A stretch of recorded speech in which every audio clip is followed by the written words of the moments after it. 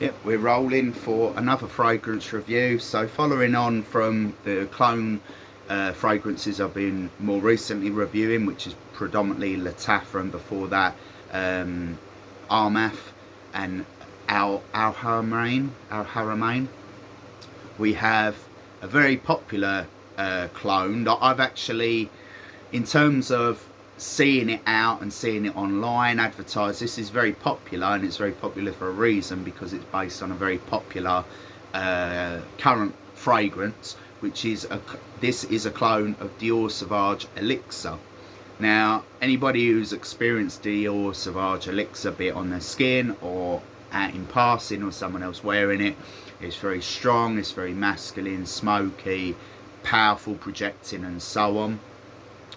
This is very similar in terms of the profile. I've obviously smelt the original, I've smelt samples of it, I've smelt it on people, I've put it on myself in shops. I don't want to say it's anything special, I just think it's overplayed, and so many people wear it currently that it's not that you become nose blind to it, but it's nothing as special as when you first smelt it. So personally, I've never wanted to spend exorbitant amount of money for the Elixir version. My dad has, but that's another story. So this is Lattafa ASAD, and this is a clone, as I say, of Dior Sauvage Elixir. So we'll go through the notes and the price. So yeah, this is one of the cheapest fragrances I bought and that you can buy. This is again why it's got a lot of appeal, because for £10 to £20 online, 100ml, you can't really argue with it. Now obviously there's going to be nuances in the initial smell and the breakdown in comparison to the Dior Sauvage Elixir. It's not going to be as nuanced, it's not going to have as many raw materials, it's not going to be as powerful and long lasting. But in terms of the smell profile, how I detect it, how long it lasts, I can't really fault it. So we'll go through the notes, I'll put it on the skin and give the overall conclusion of the review. So the top notes are black pepper, tobacco and pineapple. Middle is patchouli, coffee and iris. And the base is vanilla, amber, dry wood, benzoin and labdanum. So again, a lot of people like Dior Sauvage Elixir. I think most people that would smell this would not know the difference. Maybe at face value, or sorry, skin value, very close you would, but in the air it projects and smells just as good as Dior Sauvage Elixir. Maybe not in terms of the projection range, but you do get some projection from it. In terms of performance, I would say anywhere from 4 to 6 hours. Again, I'm noticing this trend with some of the clones, not all, but the Lattafa range.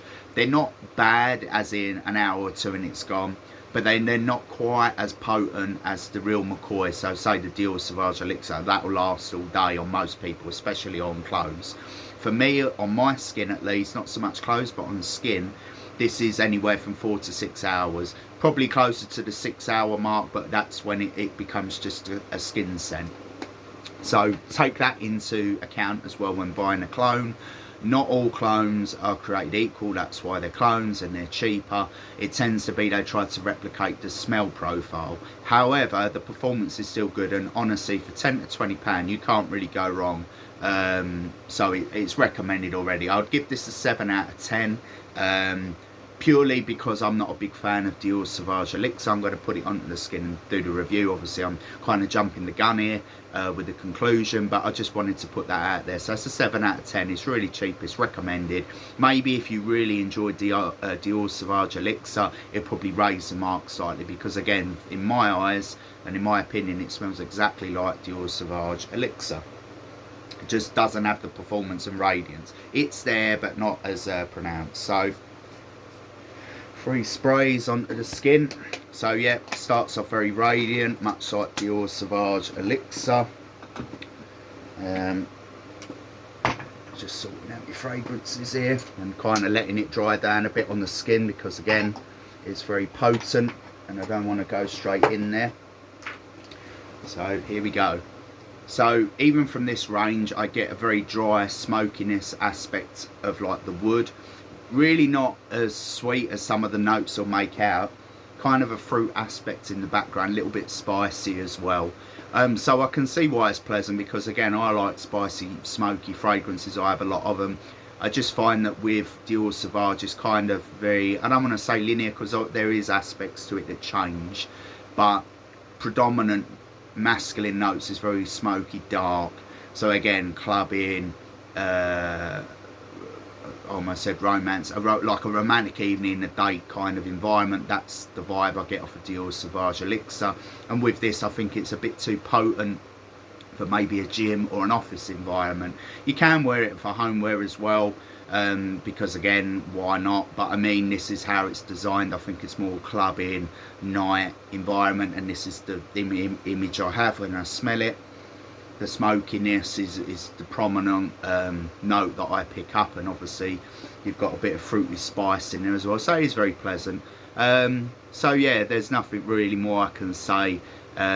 So the bottle, or the brand, sorry, and the name is the Lattafa ASAD, a clone of Dior Sauvage Elixir, for £10 to £20 for 100 ml, so you can't really go wrong. I would obviously give a higher mark if the performance and the projection was better. It would get an 8, but in that aspect, unlike the original, it kind of loses a mark there. And my personal opinion, if you really like Dior Sauvage Elixir, you wanted to save money, this is worth a try. And if anything, 90% of the reviews I see of people own the bottle, they just buy up lots of these and hammer it on. So yeah, 7 out of 10. Lattafa ASAD, a clone of Dior Sauvage Elixir.